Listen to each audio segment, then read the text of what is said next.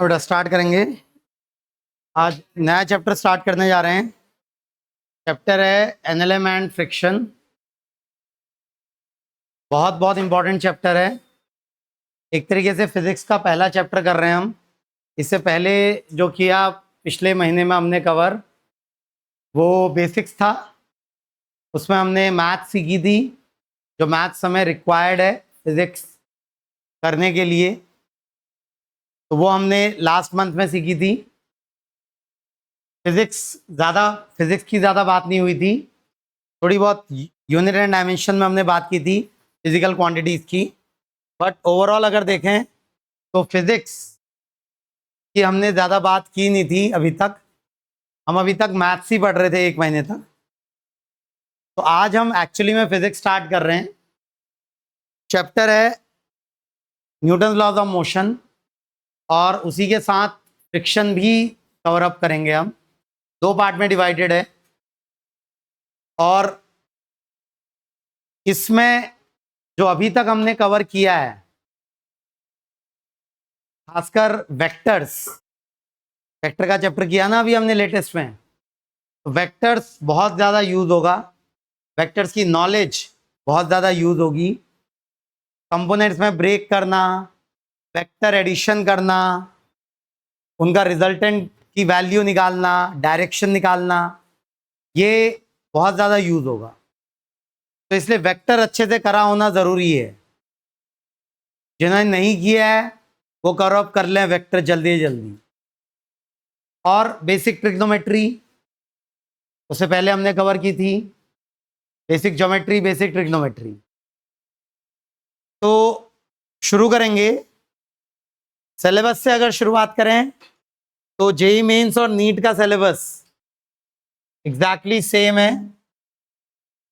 Force and inertia, Newton's first law of motion, momentum, Newton second law of motion, impulses, Newton third law of motion, law of conservation of linear momentum, ये हम बाद में करेंगे।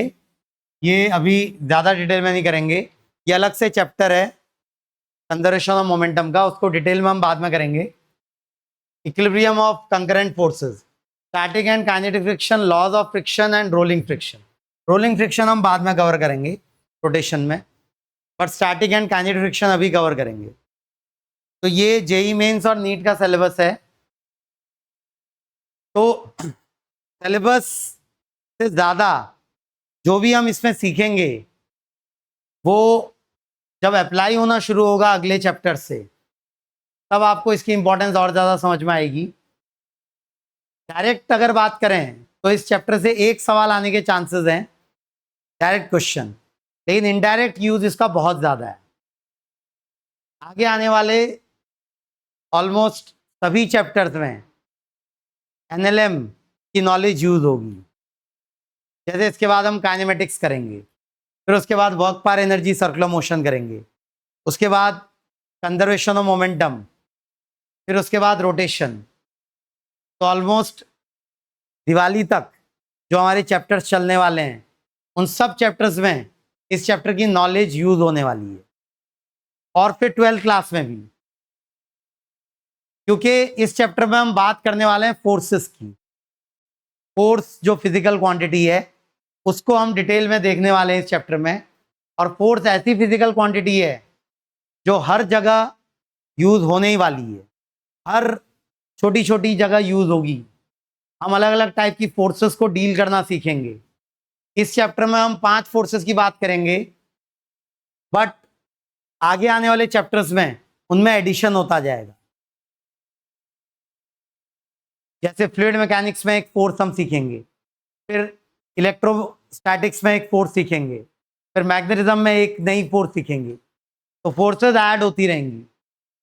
Forces को कैसे handle करना है वो हम इस चैप्टर में सीखेंगे, और साथ में 5 फोर्सेस सीखेंगे इस चैप्टर में। बट केवल 5 ही फोर्स हैं ऐसा नहीं है, और भी फोर्सेस हम आगे आने वाले चैप्टर्स में नई नई फोर्सेस इंक्लूड होती रहेंगी। तो डायरेक्ट क्वेश्चन अगर देखें तो एक क्वेश्चन आ सकता है जेईई मेंस में आउट ऑफ 25 क्वेश्चन इस चैप्टर से, और नीट में 1 to 2 question out of 45 question direct question. But इस चैप्टर की इंपॉर्टेंस केवल डायरेक्ट क्वेश्चन से मत समझिए, इनडायरेक्टली ये चैप्टर बहुत बहुत इंपॉर्टेंट है, फंडामेंटल बेसिक चैप्टर है। हमारे 3 चैप्टर फंडामेंटल बेसिक चैप्टर होंगे, जो एनएलएम फ्रिक्शन है, फिर दूसरा काइनेमेटिक्स और तीसरा वर्क पर एनर्जी। ये 3 चैप्टर फंडामेंटल चैप्टर्स होंगे फिजिक्स के, जो कि आगे आने वाली पूरी फिजिक्स में यूज होते रहेंगे। और आगे आने वाले 2 महीनों में, 2.5 महीनों में हम ये 3 चैप्टर्स करने वाले हैं। तो इसलिए ये चैप्टर्स बहुत बहुत इंपॉर्टेंट हैं पूरा फिजिक्स को अच्छे से सीखने के लिए। अगर आपने ये चैप्टर्स नहीं किए अच्छे से, तो फिजिक्स सीखना मुश्किल हो जाएगा आपके लिए आगे। तो इन चैप्टर्स को हम टाइम डिवोट करेंगे, कोई रशिंग नहीं करेंगे इन चैप्टर्स में, कोई बहुत जल्दी नहीं भागेंगे, आराम से करेंगे इन चैप्टर्स को।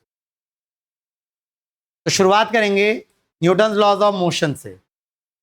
तो what are Newton's laws of motions, उनका बेसिक से पहले उन लॉज ऑफ मोशन जो आइजैक न्यूटन ने दिए थे, उनको करने से पहले उसका वो आए कहाँ से थे। तो ऐसा नहीं न्यूटन को सपना आया और उन्होंने न्यूटन लॉज ऑफ मोशन दे दिए। न्यूटन ने पढ़ाई की थी, न्यूटन ने अपने से पहले जो साइंटिस्ट के काम था उनको स्टडी किया था, और उसमें 2 मेजर फिलोसोफर या साइंटिस्ट अगर हम बोलें जिनके काम को न्यूटन ने स्टडी किया, तो एक थे गैलीलियो और दूसरे थे कैपलर। तो न्यूटन जो थे वो 1700 के स्टार्टिंग में, तो उससे पहले गैलीलियो उनसे पहले पैदा हुए थे। तो गैलीलियो गैलीली इटालियन फिजिसिस्ट थे, तो उनका बहुत बड़ा कंट्रीब्यूशन है। तो उनका क्या कंट्रीब्यूशन है पहले उसको देखते हैं। बट उनसे भी पहले, सबसे पहले मोशन के बारे में बात करना शुरू किया एरिस्टोटल ने। ये नाम सुना आपने इससे पहले कभी, एरिस्टोटल? हाँ, कितनों ने सुना है इससे पहले नाम एरिस्टोटल? कैसे जानते हैं एरिस्टोटल? बस सुना है, बस नाम सुना है। कौन थे, कि कहाँ के थे, किस पीरियड के थे? हाँ, ग्रीक फिलोसोफर थे। ग्रीस, ग्रीस जानते हैं कंट्री, यूरोप में कंट्री है ग्रीस। वहाँ एक सिविलाइजेशन थी, कंट्री अभी भी है, ग्रीक सिविलाइजेशन। ये बात है बिफोर क्राइस्ट की, ऑलमोस्ट 200-300 साल बिफोर क्राइस्ट, मतलब अभी से ऑलमोस्ट 2300 ईयर्स पहले की बात है। एरिस्टोटल का नाम ही नहीं सुना इससे पहले आप लोगों ने कभी? अच्छा, सोक्रेटस का नाम सुना है? हाँ, सोक्रेटस कुछ नहीं पढ़ते, मतलब बड़े लोगों के नाम नहीं सुनते क्या? सोक्रेटस का नाम नहीं सुना? सोक्रेटस फादर ऑफ फिलॉसफी नहीं सुना कभी? क्या बात कर रहे हैं। तो आजकल क्या क्या क्या सीखते हैं फिर आप 10th क्लास तक? मतलब बड़े लोगों के नाम भी नहीं सुने होते आपने तो। सोक्रेटस, सोक्रेटस एक तरीके से फादर ऑफ फिलॉसफी बोला जाता है उनको। सोक्रेटस ने फिलॉसफी एक तरीके से स्टार्ट की यूरोप में। सोक्रेटस के स्टूडेंट थे, नाम जानते हैं सोक्रेटस के एक फेमस स्टूडेंट का? नहीं? हाँ, सोक्रेटस के बहुत सारे स्टूडेंट थे, पर उनमें से एक बहुत फेमस स्टूडेंट थे, नाम था उनका प्लेटो। नहीं सुना ये भी? ये नाम भी नहीं सुना? प्लेटो। और प्लेटो के स्टूडेंट थे, प्लेटो के भी बहुत सारे स्टूडेंट थे, बट उनमें से सबसे फेमस स्टूडेंट थे एरिस्टोटल।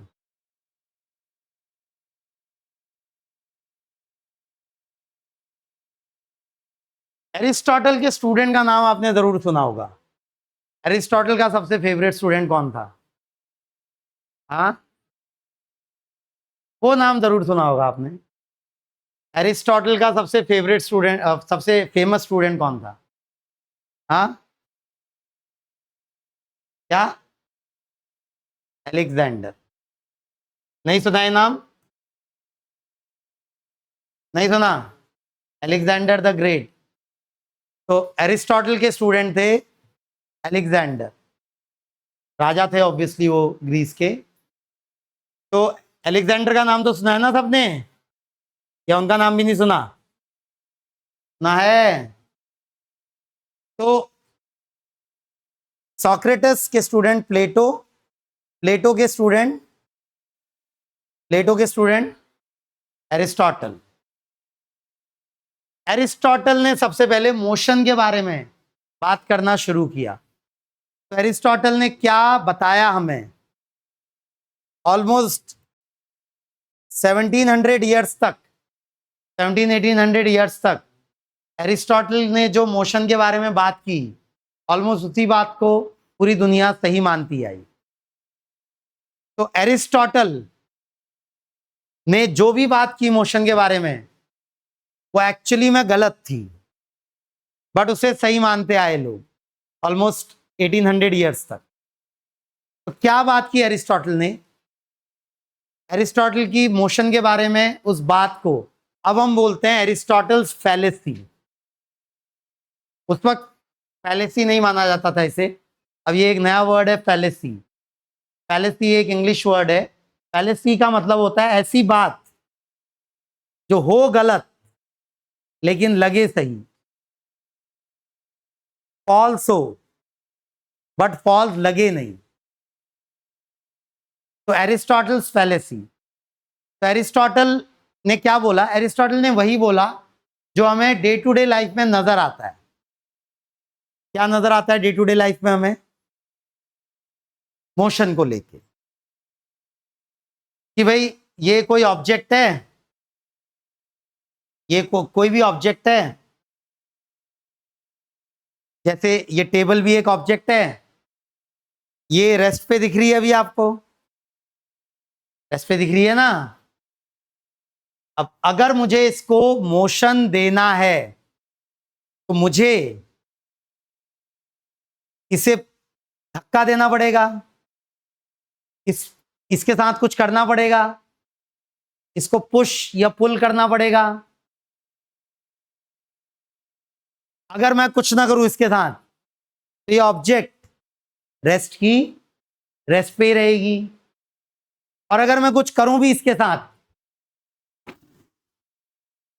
लेकिन उसके बाद वो जो धक्का मैंने दिया उसको छोड़ दूं, तो थोड़ी देर के ये मोशन में रहेगी, लेकिन थोड़ी देर के बाद इसका मोशन रुक जाएगा। अगर मुझे इसको लगातार मोशन में कंटिन्यू रखना है तो मुझे लगातार धक्का लगाते रहना पड़ेगा। अगर मैंने धक्का लगाना बंद कर दिया तो थोड़ी देर के बाद ही ये ऑब्जेक्ट मूव करना बंद कर देगी। यही बात नजर आती है हमको डे टू डे लाइफ में, आती नहीं आती ये बात नजर? यही बात एरिस्टोटल को भी नजर आई 2200 साल पहले। तो एरिस्टोटल ने बोला a constant continuous force is required to keep a body in uniform motion. एक धक्का जरूरी है बॉडी को मोशन में रखने के लिए। अगर धक्का देना बंद कर दिया आपने बॉडी को, तो बॉडी मोशन करना बंद कर देगी। अगर दूसरे वर्ड्स में मैं बोलूं एरिस्टोटल की बात को, तो एरिस्टोटल बोल रहे थे कि natural condition of an object is to come at rest. Naturally body क्या करना चाहती है? रेस्ट पे आना चाहती है। मोशन में रहना उसकी नेचुरल स्टेट नहीं है। मोशन में मुझे जबरदस्ती रखना पड़ेगा उसको, और जबरदस्ती मोशन में रखने के लिए मुझे क्या करना पड़ेगा? मुझे उसको एक कांस्टेंट फोर्स उस पर लगानी पड़ेगी। अगर मैं कुछ ना करूं तो वो बॉडी क्या कंडीशन में आना चाहेगी? रेस्ट। तो एरिस्टोटल की बात को, ये जो स्टेटमेंट लिखा हुआ है, इसी को दूसरे वर्ड्स में अगर मैं बोलना चाहूं, स्टेटमेंट है according to Aristotle a constant continuous force is required to keep a body in uniform motion. या फिर अगर मैं दूसरे तरीके से इस बात को बोलूं, then natural state of a body is to come at rest. Naturally body किस कंडीशन में आना चाहती है? रेस्ट पे आना चाहती है। अब ये बात हमको डे टू डे लाइफ में नजर आ रही है, यही बात एरिस्टोटल को भी नजर आई, और इसी बात को उन्होंने दुनिया को बताया, और ऑब्वियसली बहुत फेमस थे तो उनकी बात दुनिया ने मानी, और ऑलमोस्ट 1800 ईयर्स तक उनकी ये बात सही मानी गई। बट ये एक्चुअली में गलत थी, इसीलिए हम इसको बोल रहे हैं एरिस्टोटल्स फैलेसी। फैलेसी वर्ड कौन सा समझ रहे हैं? कोई बात जो एक्चुअली में गलत हो बट सही लगे।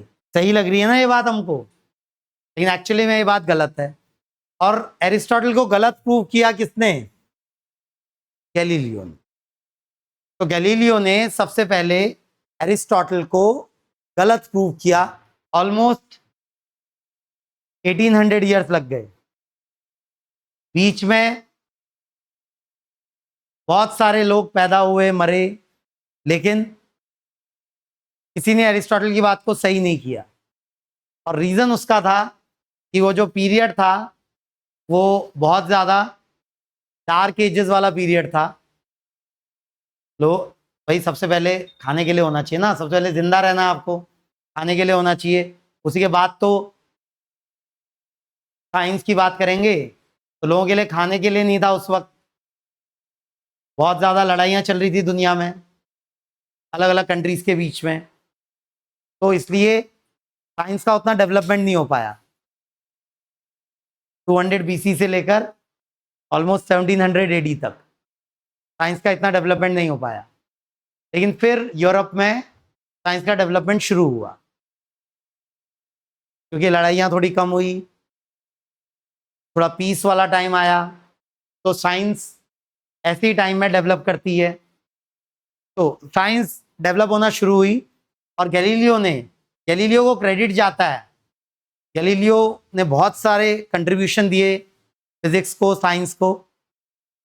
उनमें से एक कंट्रीब्यूशन है लॉ ऑफ इनर्शिया, बट और भी बहुत सारे कंट्रीब्यूशन है गैलीलियो के।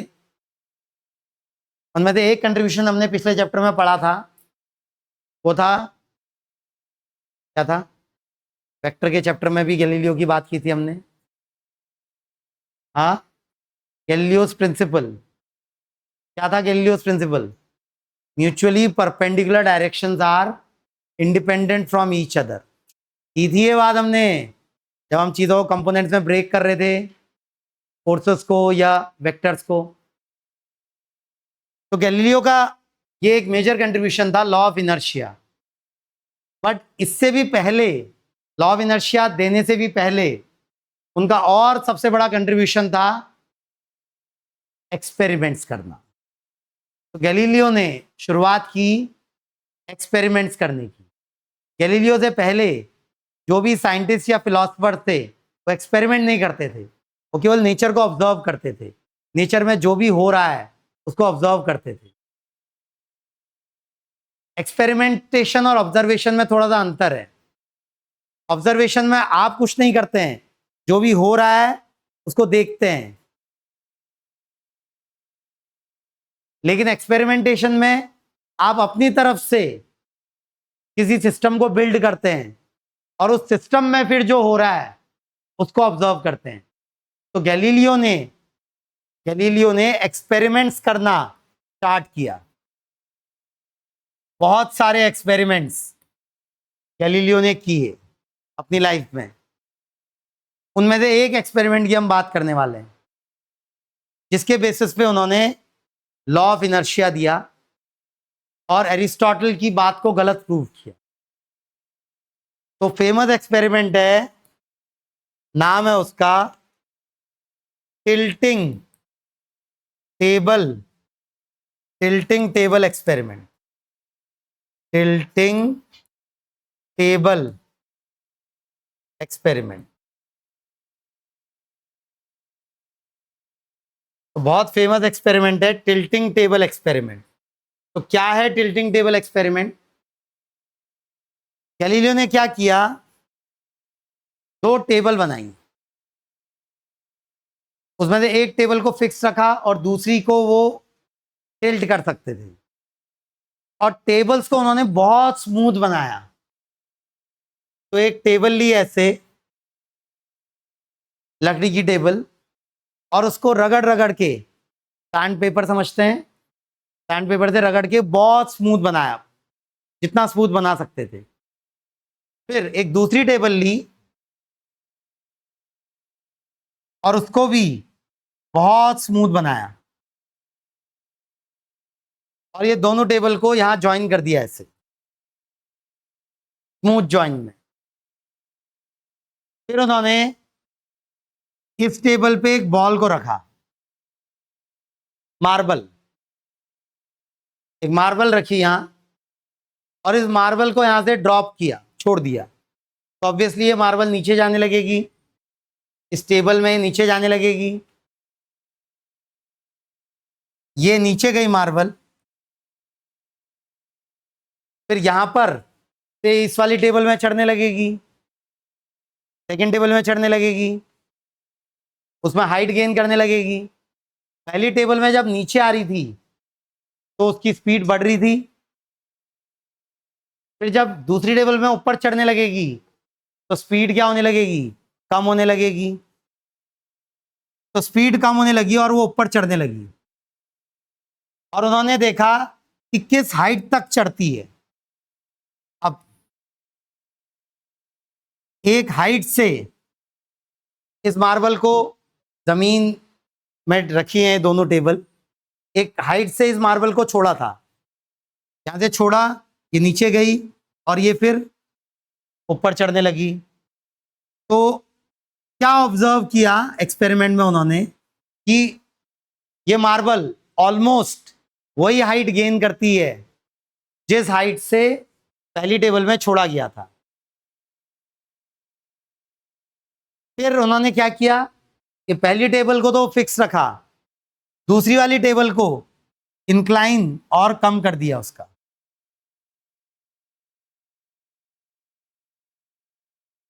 पहले इंक्लाइन ज्यादा था, फिर इंक्लाइन कम कर दिया, फिर और कम कर दिया। तो अलग अलग इंक्लाइन पे जब ऑब्जर्व किया, सेम हाइट से, पहली टेबल की सेम हाइट से ड्रॉप किया और दूसरे टेबल की अलग अलग इंक्लिनेशन किया, क्या दिखा उन्हें, अलग अलग इंक्लिनेशन पे भी सेम हाइट तक बॉल जा रही है, ऑलमोस्ट सेम हाइट तक बॉल जा रही है।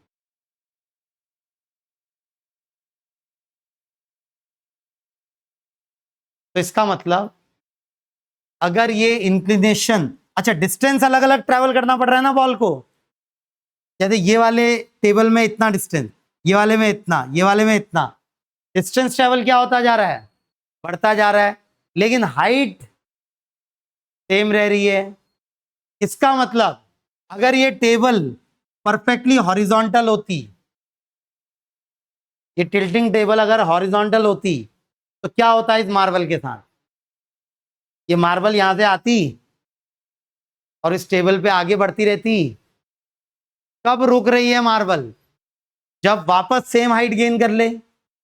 लेकिन अगर आपने टेबल परफेक्टली हॉरिजॉन्टल कर दी तो कभी सेम हाइट गेन ही नहीं कर पाएगी। तो इसका मतलब वो मार्बल कभी स्टॉप ही नहीं होगी, वो मार्बल चलती रहेगी चलती रहेगी चलती रहेगी। बट एरिस्टोटल के अकॉर्डिंग अगर कोई चीज में मोशन है तो क्या मोशन में रहना उसकी नेचुरल कंडीशन है? नहीं, नेचुरल कंडीशन क्या है? वो ऑब्जेक्ट रेस्ट पे आना चाहती है, लेकिन ये मार्बल रेस्ट पे नहीं आना चाहती।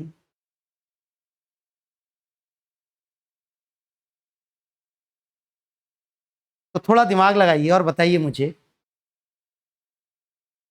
कि एरिस्टोटल क्या मिस कर रहे थे? एरिस्टोटल क्या मिस कर रहे थे? जैसे यही टेबल है, ये टेबल को मैं पुश करूं, पुल करूं, तो मोशन आ रहा है, लेकिन मैं पुश करना बंद कर दूं तो रुक जा रही है। तो एरिस्टोटल के अकॉर्डिंग फोर्स जो है वो केवल लिविंग बीइंग्स लगा सकते थे, नॉन लिविंग बीइंग्स फोर्स नहीं लगा सकते। बट ये बात गलत है, ये बात गलत है। जब एरिस्टोटल से पूछा गया कि भाई ये मून तो कंटिन्यूसली मूव कर रहा है या ये सन कंटिन्यूसली मूव कर रहा है, ये रेस्ट पे नहीं है, तो इनको कौन मूव करा रहा है? क्योंकि अकॉर्डिंग टू एरिस्टोटल अगर किसी चीज को मोशन में रहना है तो लगातार किसी ने धक्का देना पड़ेगा उसको। जैसे इस टेबल को मोशन में रखने के लिए लगातार मैंने इसको धक्का देना पड़ेगा, बट मून या सन लगातार मूव कर रहे हैं। एरिस्टोटल से जब ये पूछा गया तो उन्होंने आर्बिट जवाब दिए कि इनविजिबल एंजल्स हैं जो हमें नजर नहीं आ रहे हैं, लगातार मून पे धक्का लगा रहे हैं या सन पे धक्का लगा रहे हैं। अगर वो एंजल धक्का लगाना बंद कर दें तो मून और सन मूव करना बंद कर देंगे, बट अब हमें पता है ऐसा कुछ नहीं होता। तो एरिस्टोटल की सबसे बड़ी मिस्टेक एक तरीके से क्या थी? एरिस्टोटल ये मान रहे थे कि धक्का फोर्स केवल लिविंग बीइंग्स लगा सकते हैं, बट ये गलत है साफ साफ। अब हमें पता है ये बात गलत है, नॉन लिविंग बीइंग्स भी धक्का लगा सकते हैं। जैसे इस टेबल पे जब मैं धक्का लगा रहा हूं और ये टेबल मूव कर रही है जमीन पे, क्या क्या क्या केवल मैं ही धक्का लगा रहा हूं इस पर? ये जमीन भी इस टेबल पे धक्का लगा रही है, और जब मैं धक्का लगाना बंद कर दे रहा हूं तब ये जमीन इस टेबल पे धक्का लगाना बंद नहीं कर रही है। तो एक्चुअली जब मैंने धक्का लगा के छोड़ दिया तो ये जमीन तब भी इस पर धक्का लगा रही है, उस धक्के को हम क्या नाम देते हैं? फ्रिक्शन। फ्रिक्शन लगा रही है ना जमीन इस पर, सुना है? तो ये ऑब्जेक्ट मूव करना चाहती है, अपना मोशन कंटिन्यू करना चाहती है, लेकिन जमीन से लगने वाला फ्रिक्शन इसको अपना मोशन कंटिन्यू नहीं करने दे रहा। इमेजिन करिए फ्रिक्शन नहीं होता, जैसे कि इस एक्सपेरिमेंट में है, ऑलमोस्ट स्मूथ बना दिया उन्होंने टेबल, फ्रिक्शन को ऑलमोस्ट गायब कर दिया है। इमेजिन करिए फ्रिक्शन नहीं होता और मैं धक्का देके छोड़ देता एक चीज को हॉरिजॉन्टल ग्राउंड पे, तो ऑब्जेक्ट क्या कभी रुकती? वो क्या करना चाहती? लगातार वो मोशन ही कंटिन्यू करते रहना चाहती। उस वक्त ये इमेजिन एरिस्टोटल नहीं कर पाए, बट इस एक्सपेरिमेंट से ये बात गैलीलियो ने दिखाई दुनिया को कि सेम हाइट तक जा रही है ball, what ever may be angle of tilt. तो अगर हॉरिजॉन्टल हो जाए टेबल तो वो ऑब्जेक्ट कभी रुकनी नहीं चाहिए, लगातार मूव करते रहनी चाहिए। तो यहीं से गैलीलियो ने दिया अपना लॉ, नाम क्या उसका? Law of inertia. तो क्या बोलता है बेटा लॉ ऑफ इनर्शिया? अगर बुकिश लैंग्वेज देखें पहले, every body continues its state of rest और uniform motion in a straight line unless compelled by an external force to change its state. अगर सिंपल वर्ड्स में बोले बुकिश लैंग्वेज से थोड़ा बाहर निकल के सिंपल वर्ड्स में बोलें तो गैलीलियो बोल रहे हैं कि natural state of object is to be in uniform motion और इन रेस्ट। अगर रेस्ट पे है तो वो रेस्ट पे ही रहना चाहेगी, अगर यूनिफॉर्म मोशन में है तो वो अपना यूनिफॉर्म मोशन में ही कंटिन्यू करना चाहेगी जब तक कि कोई फोर्स ना लगे। एरिस्टोटल ये नहीं बोल रहे थे, एरिस्टोटल बोल रहे थे कि ऑब्जेक्ट किस स्टेट में रहना चाहती है। नेचुरल स्टेट क्या है ऑब्जेक्ट की? रेस्ट पे रहना। गैलीलियो क्या बोल रहे हैं? नहीं, नेचुरल स्टेट रेस्ट पे रहना नहीं है, अगर रेस्ट पे है तो रेस्ट पे रहना है, but if it is in motion then natural state is to remain in motion. समझ रहे हैं क्या? जैसे ग्रेविटी फ्री स्पेस अब हम इमेजिन कर सकते थे, कर सकते हैं, उस वक्त इमेजिन नहीं कर सकते थे ना। वो ग्रेविटी फ्री स्पेस की कोई बात ही नहीं थी उस वक्त। अगर वो एक ग्रेविटी फ्री स्पेस है, जैसे हमारे सैटेलाइट अर्थ से बाहर, तो ग्रेविटी फ्री स्पेस में कोई ऑब्जेक्ट मूव कर रही है, तो अगर उसमें कुछ v स्पीड है या v वेलोसिटी है, तो वो वही v वेलोसिटी कंटिन्यू करते रहेगी जब तक कि बाहर से कोई एक्सटर्नल एजेंट फोर्स ना लगा दे उस पर, कोई धक्का ना लगा दे उस पर। तो क्या बोलता है लॉ ऑफ इनर्शिया? अब ये इनर्शिया वर्ड बड़ा इंपॉर्टेंट है बेटा, इनर्शिया वर्ड बहुत इंपॉर्टेंट है। Inertia, what is the meaning of this English word inertia? जानते हैं बेटा? डिक्शनरी मीनिंग क्या है इनर्शिया की? इंग्लिश भी नहीं पढ़ते? इनर्शिया, हाँ नहीं, इनर्शिया अंग्रेजी भी पढ़ाना बंद कर दिया स्कूल में। इनर्शिया, हाँ हाँ, टेंडेंसी टू नॉट चेंज। जैसे ये वर्ड जरूरी नहीं है आप साइंस में यूज करें, ये वर्ड किसी की पर्सनैलिटी के लिए भी यूज हो सकता है कि ये पर्सन बहुत इनर्शियल है, उसकी पर्सनैलिटी बहुत इनर्शियल है। मतलब क्या होगा इनर्शियल पर्सनैलिटी का? कि वो चेंज नहीं होना चाहता, बदलना नहीं चाहता अपने आप को।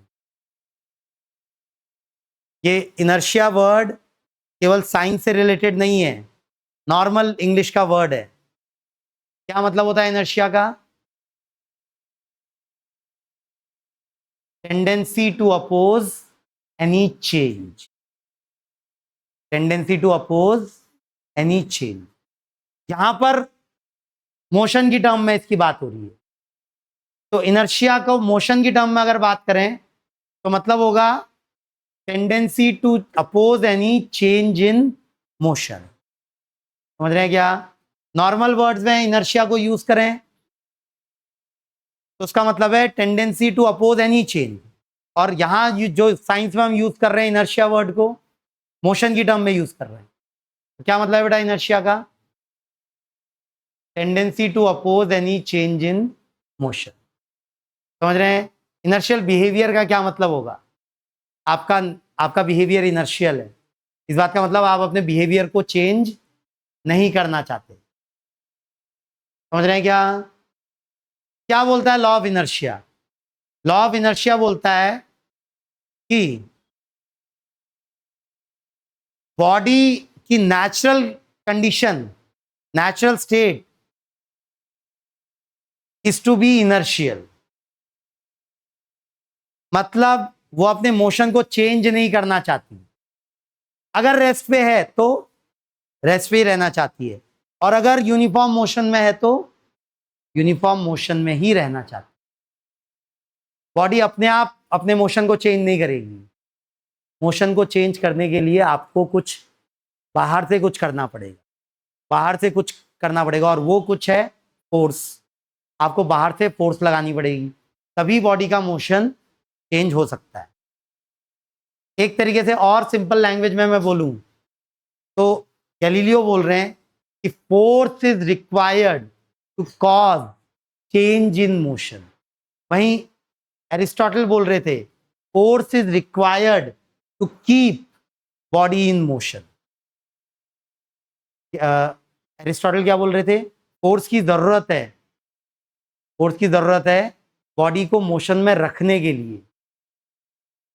बिना फोर्स के बॉडी रेस्ट पे आ जाएगी। बट गैलीलियो बोल रहे हैं force is required to cause change in motion. और एरिस्टोटल बोल रहे थे force is required to cause motion, force is required to cause motion. और गैलीलियो क्या बोल रहे हैं? Force is required to cause change in motion. एक वर्ड आया एक्स्ट्रा केवल, चेंज। सिंपल वर्ड्स में अगर समझें तो एरिस्टोटल बोल रहे हैं कि force is required to cause motion, force is required to cause motion। वहीं गैलीलियो क्या बोल रहे हैं? force is required to cause change in motion, force is required to cause change in motion, force is required to cause change in motion। ये समझ रहे हैं क्या?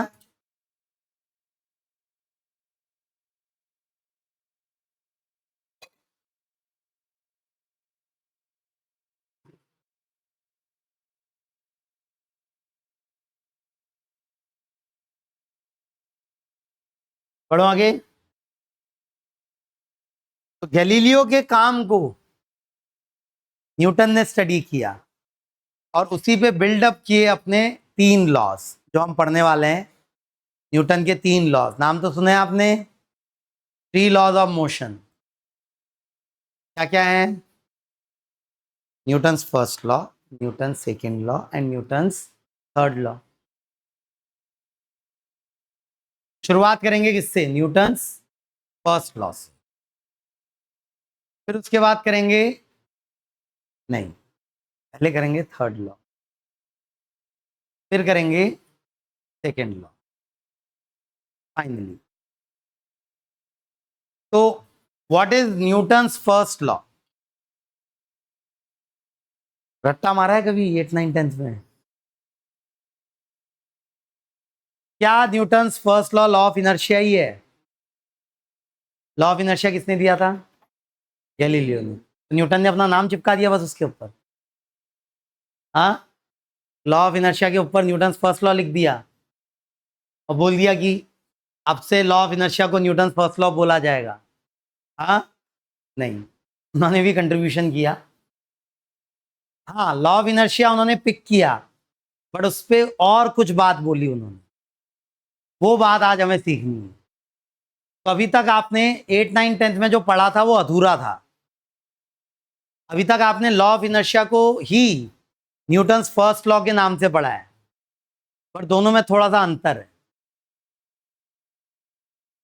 न्यूटन्स फर्स्ट लॉ बोलता है लॉ ऑफ इनर्शिया की बात बिल्कुल, बट उसके अलावा भी कुछ बोलता है। तो वो जो एक्स्ट्रा वाली बात है उस पर हमें फोकस करना है। क्या है Newton's first law? Newton's first law की पहले लैंग्वेज लिखेंगे, बुकिश लैंग्वेज लिखेंगे। क्या बोलता है Newton's first law? Newton's first law बोलता है a body at rest remains at rest, a body at rest remains at rest, comma, and a body in motion, and a body in uniform motion. A body at rest remains at rest,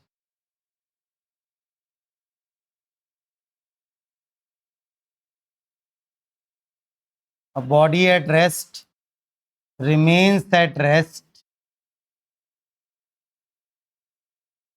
and a body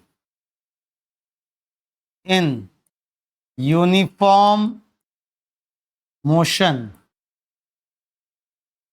continues continues its uniform motion,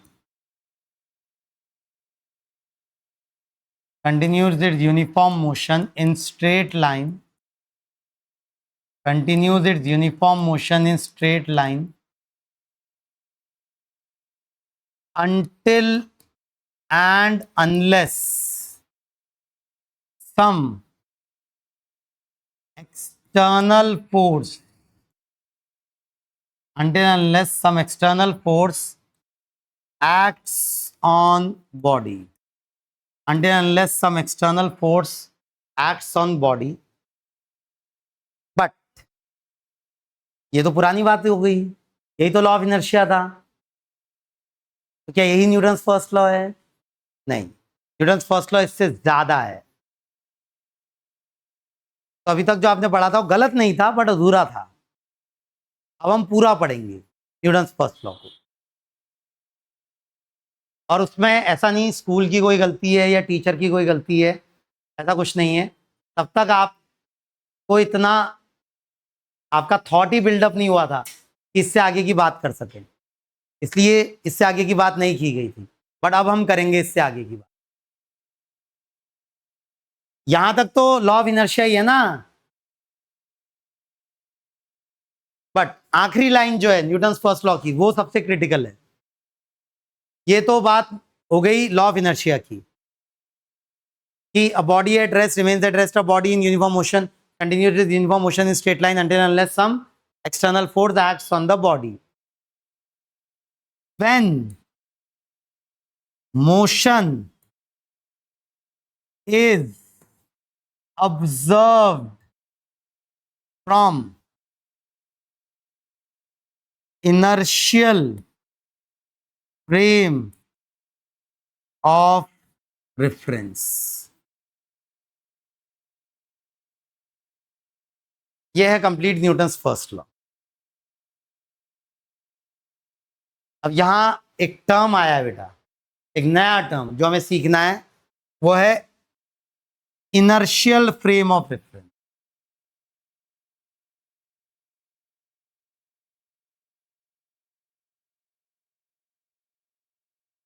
फिर से मुझे याद दिलाइए inertia word का meaning. Tendency to oppose, change in motion. What will be inertial frame of reference? उससे पहले what is frame of reference?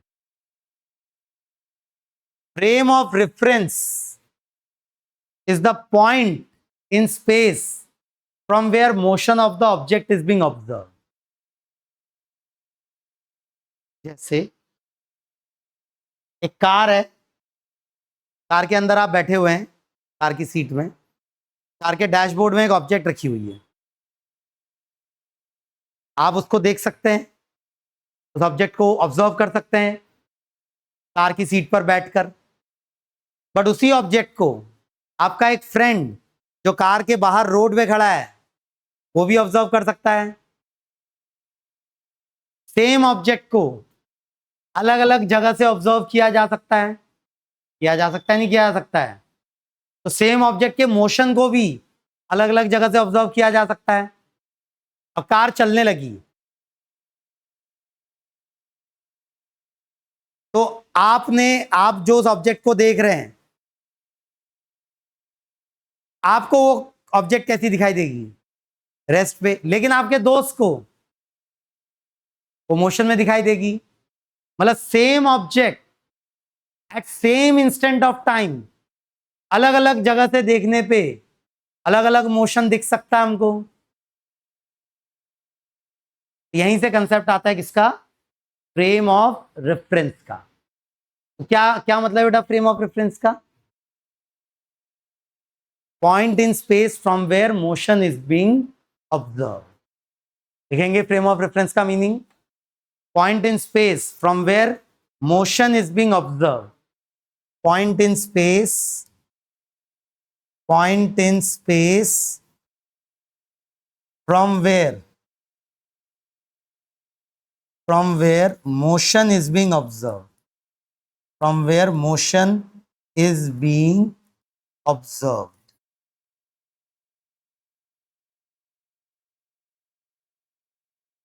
Point in space from where motion is being observe.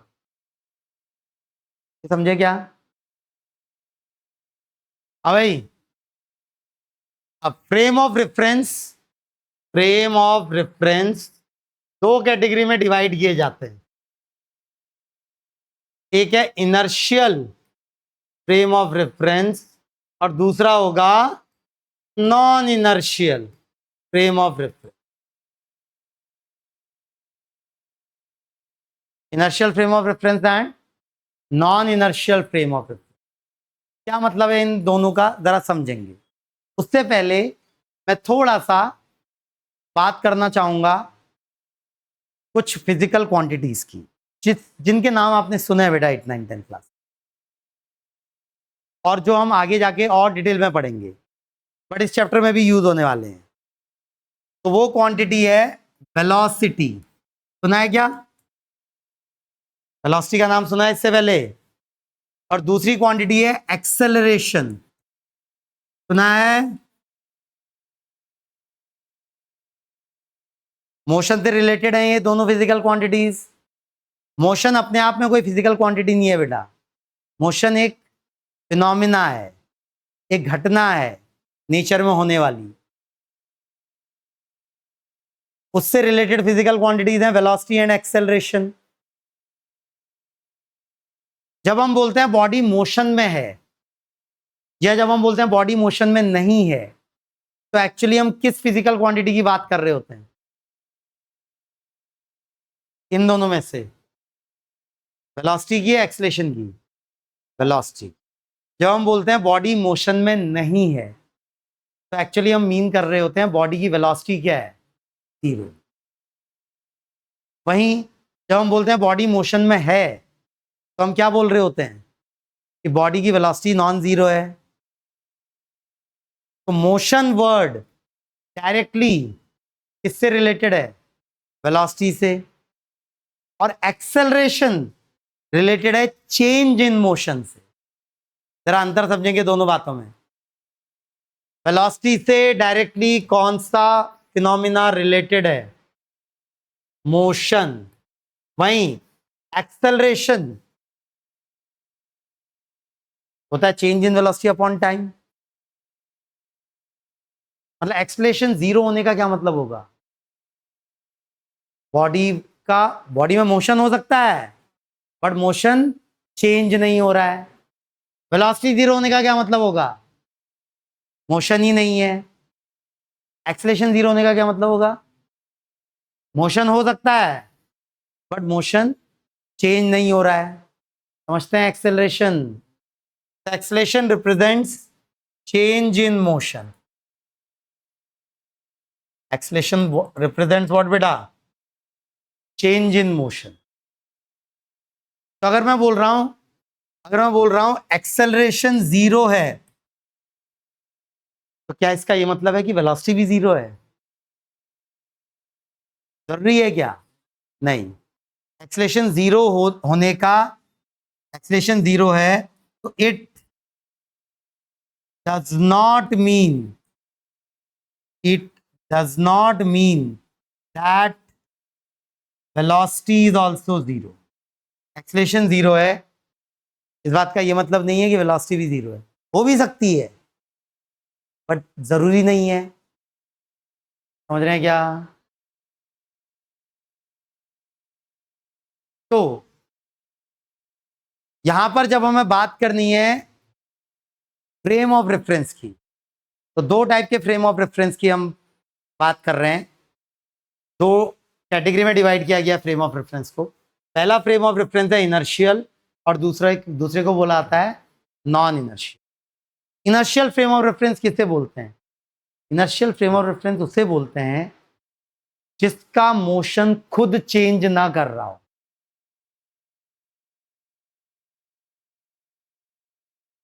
जिसका motion खुद change ना कर रहा हो, ऐसे फ्रेम ऑफ रेफरेंस को क्या बोलेंगे हम? इनर्शियल। वही non inertial frame of reference किसे बोलेंगे? जिसका मोशन खुद चेंज कर रहा हो।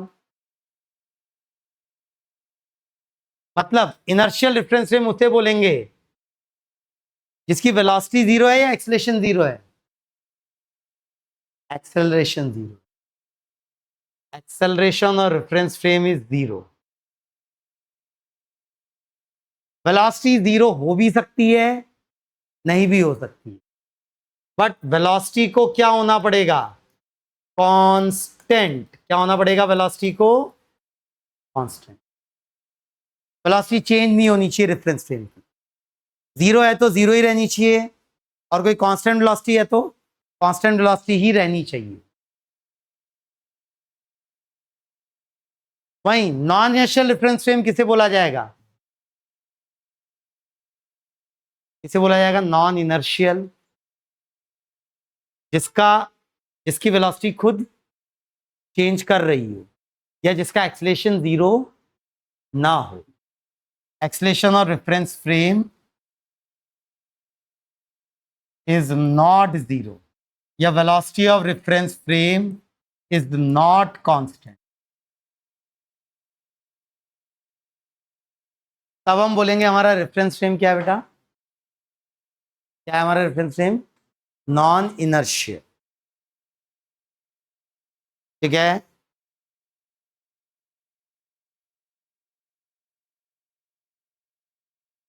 क्या है दो टाइप के reference frames? Inertial and non inertial.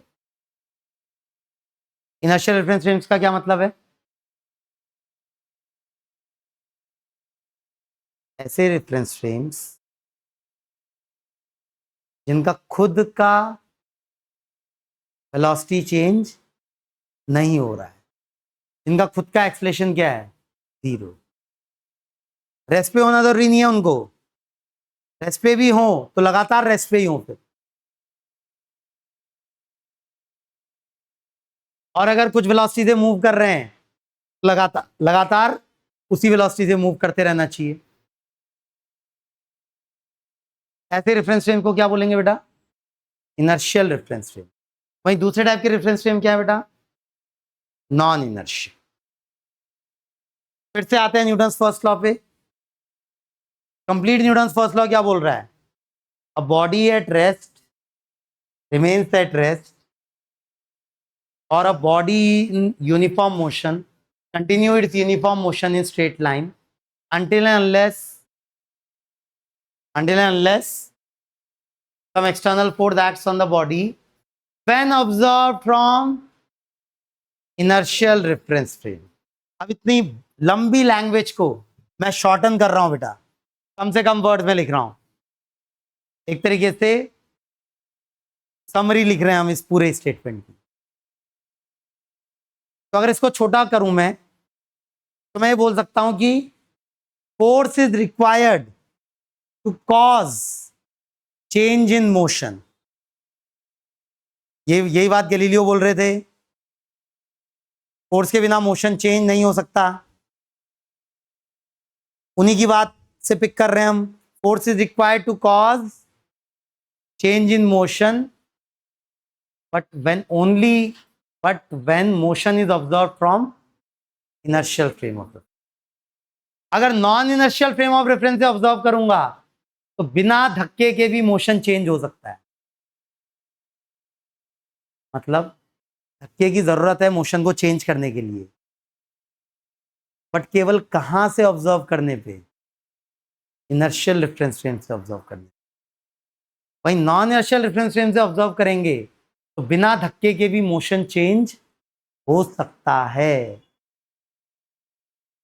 तो क्या बोल रहा है Newton's first law? Newton's first law बोल रहा है, और अगर सिंपल वर्ड्स में लिखूं तो force is required to cause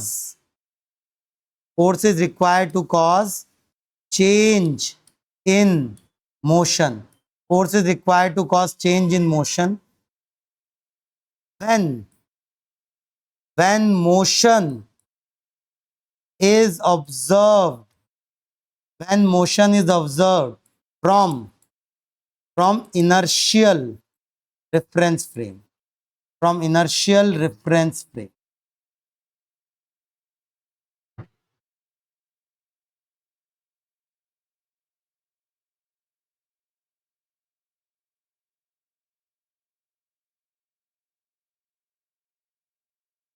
एक एग्जाम्पल के थ्रू इसको समझते हैं।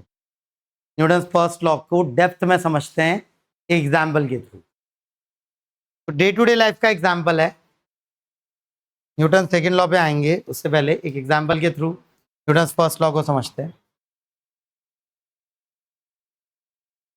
तो इमेजिन करिए एक हॉरिजॉन्टल ग्राउंड है, हॉरिजॉन्टल रोड है। उस हॉरिजॉन्टल रोड पे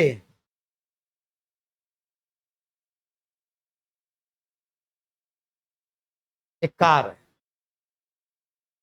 ठीक है। उस कार के अंदर आप बैठे हुए हैं, कार के अंदर आप बैठे हुए हैं, सीट पे बैठे हुए हैं। तो ये पर्सन है ए, नाम है इसका ए। वहीं रोड के बाहर, तो कार के बाहर रोड पर एक दूसरा पर्सन खड़ा है बी। बी दूसरा पर्सन खड़ा है रोड पर। ए कार के अंदर बैठा हुआ है, बी रोड पर खड़ा है, ठीक है। अभी फिलहाल दोनों रुके हुए हैं, दोनों रेस्ट पे हैं। अब अचानक से ए ने कार का एक्सीलेटर दबा दिया। गाड़ी स्टार्ट है, कार का एक्सीलेटर दबा दिया। कार का एक्सीलेटर दबाते ही क्या होगा, पूरी कार मूव करने लगेगी। बट क्या आदमी वहीं छूट जाएगा? आदमी भी कार के साथ मूव करेगा, सीट पे बैठा हुआ है वो कार की। तो ये मूव करेगा और इसकी जो वेलोसिटी है वो बढ़ने लगेगी। वेलोसिटी जो है कार की वो क्या होने लगेगी, बढ़ने लगेगी, बढ़ने लगेगी। अब इस पर्सन को दो पर्सन देख रहे हैं। एक सी पर्सन देख रहा है जो कि कार के अंदर ही बैठा हुआ है, और एक बी पर्सन देख रहा है जो जो रोड पे खड़ा है। दोनों देख रहे हैं इसको। तो पहले मुझे बताइए, अपने आप को ए इमेजिन करिए कि आप पर्सन ए हैं, आप कार की सीट पे बैठे हुए हैं और एक्सीलेटर दबा दिया। तो बताइए कि आपको कोई धक्का फील होगा नहीं होगा जैसे ही कार का एक्सीलेटर स्टार्ट होगा? क्या है कभी ये एक्सपीरियंस? सीट आपको धक्का देने लगेगी, कार की सीट आपको पुश करने लगेगी ना, करेगी। तो बी वाला ए को ऑब्जर्व कर रहा है एंड सी वाला भी ए को ऑब्जर्व कर रहा है। सी वाले को कैसा दिख रहा है बेटा? सी वाले को कैसा दिख रहा है? क्या सी वाले को ए वाले का मोशन चेंज होता हुआ दिख रहा है? नहीं। क्या बी वाले को ए वाले का मोशन चेंज होता हुआ दिख रहा है? हाँ।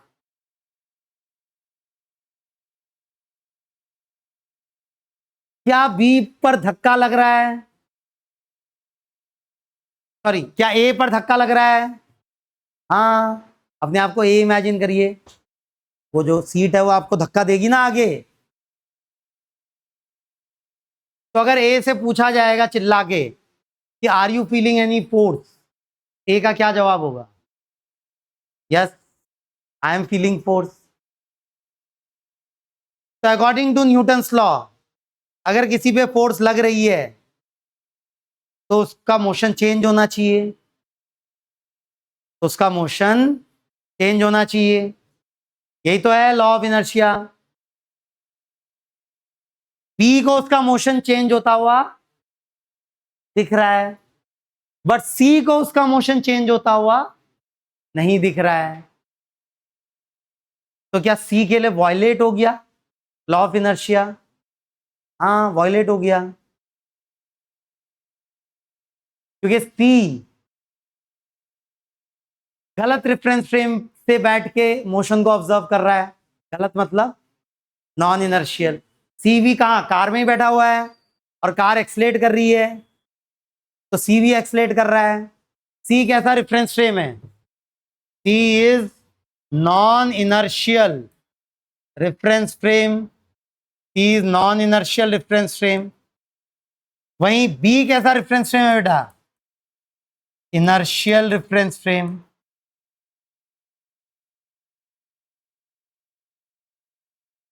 बी भी ऑब्जर्व कर रहा है ए को, सी भी ऑब्जर्व कर रहा है ए को। सी को क्या दिख रहा है? बी, सी को क्या दिख रहा है? बी, रेस्ट का रेस्ट पे ही दिख रहा है, और सी को बी का मोशन चेंज होते हुए नहीं दिख रहा है। बट बी को ए का मोशन चेंज होते हुए दिख रहा है।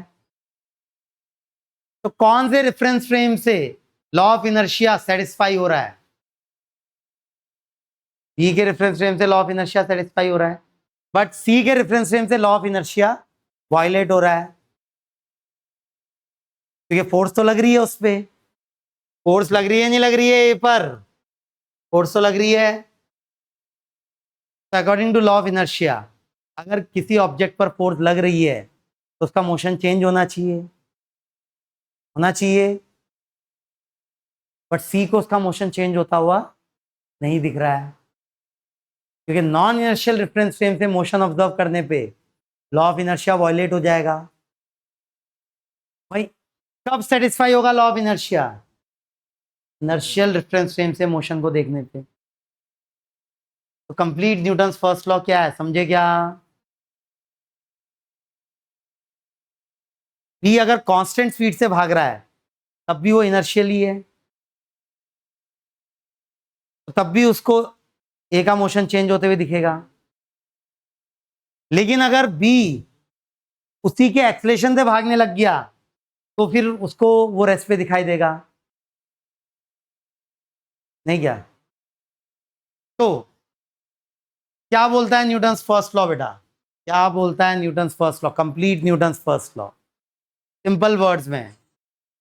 न्यूटन्स फर्स्ट लॉ बोलता है कि, बल्कि शुरुआती आप करिए, when observe from inertial reference frame. शुरुआत किससे करिए न्यूटन्स फर्स्ट लॉ की? When observe from inertial reference frame, then force is required to cause change in motion. समझ रहे हैं क्या? But when observed from non-inertial reference frame, then motion can change even without force. समझ रहे हैं? या even if force is acting, then also motion will not change. जैसे C को दिख रहा है, C को दिख रहा है कि B का मोशन चेंज नहीं हो रहा है, बट बी पे धक्का तो लग रहा है, तो फोर्स,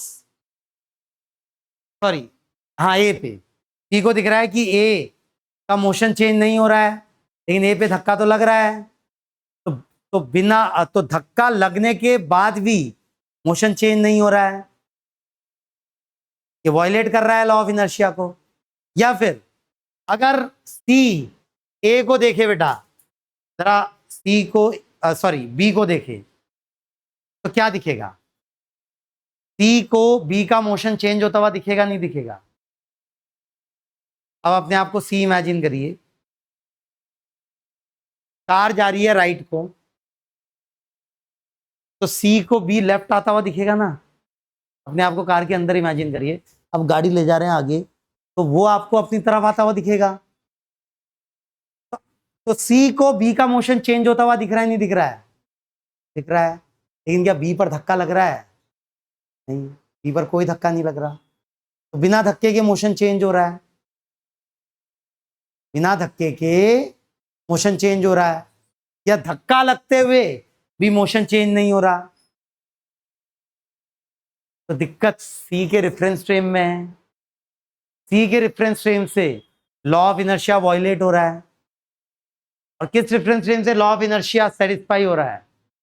बी के रेफरेंस फ्रेम से। तो बेटा अगर डेप्थ में जाए हम, तो न्यूटन्स फर्स्ट लॉ केवल लॉ ऑफ इनर्शिया नहीं है, Newton's first law is actually law of reference frame. Newton's first law reference frames को डिफाइन कर रहा है एक तरीके से, दो कैटेगरी में डिवाइड कर रहा है रेफरेंस फ्रेम्स को। क्या है वो दो categories? Inertial and non inertial. कौन सा रेफरेंस फ्रेम सही रेफरेंस फ्रेम है? इनर्शियल। सही का मतलब जहां से लॉ ऑफ इनर्शिया सेटिस्फाई हो रहा हो। और कौन सा इनर्शियल कौन सा रेफरेंस फ्रेम गलत रेफरेंस फ्रेम है? कौन सा रेफरेंस फ्रेम गलत रेफरेंस फ्रेम है? Non inertial reference frame. गलत का मतलब वहां से लॉ ऑफ इनर्शिया वायलेट होता हुआ दिखेगा। ये समझ रहे हैं? लॉ ऑफ इनर्शिया वायलेट होने का मतलब या तो फोर्स लगते हुए भी मोशन चेंज नहीं हो रहा होगा, या बिना फोर्स लगे भी मोशन चेंज होते हुए दिख रहा होगा। समझे क्या? अब ये कोई रट्टा मारने वाली चीज नहीं है ना बेटा, ये समझने वाली चीज है। कोई स्टेटमेंट वगैरह रट्टा मारने वाली बात नहीं है बेटा, ये पूरा समझने वाली बात है।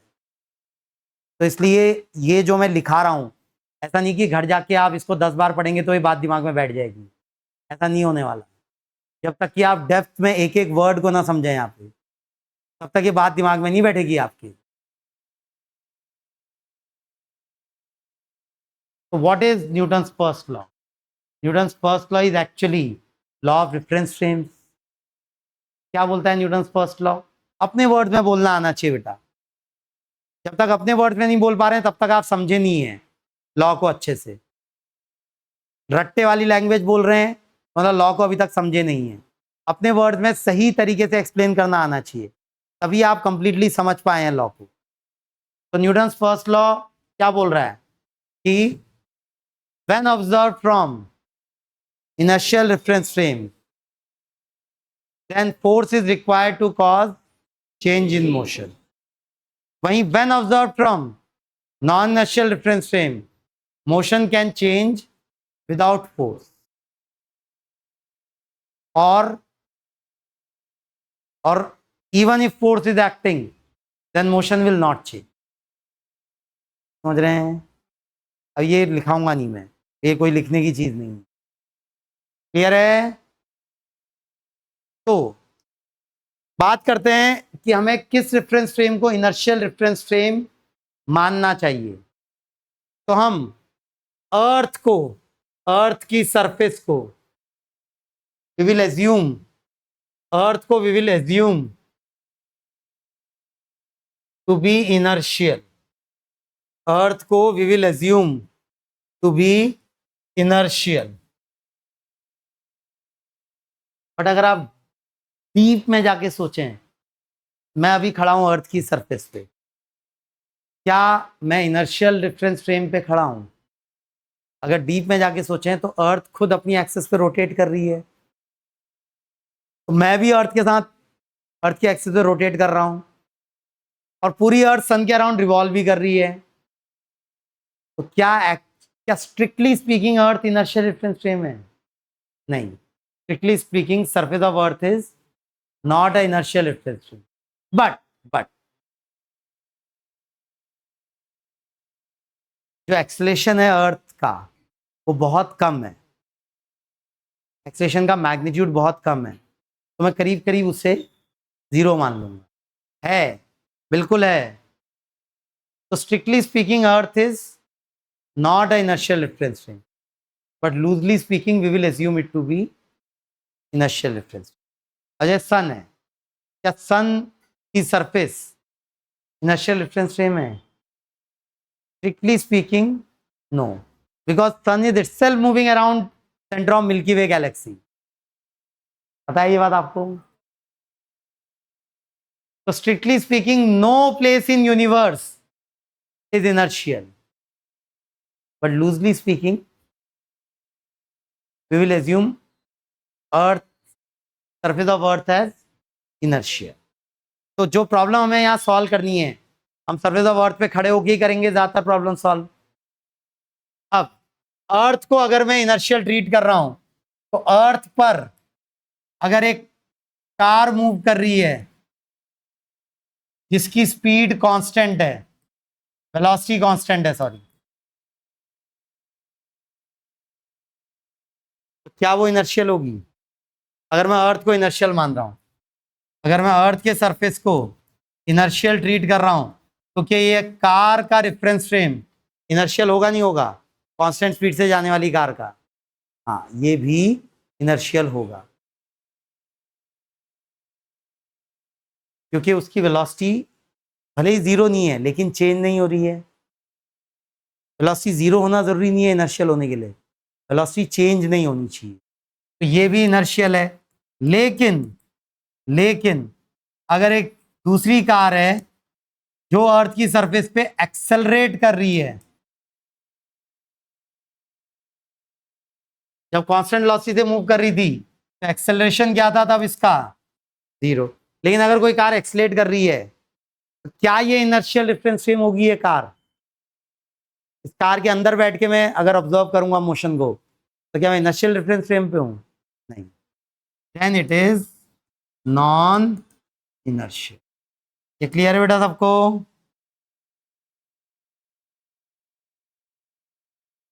मंडे की क्लास में बात करेंगे Newton's second law and forces, फिर उसके बाद न्यूटन्स थर्ड लॉ, और फिर न्यूमेरिकल्स पे उतरेंगे।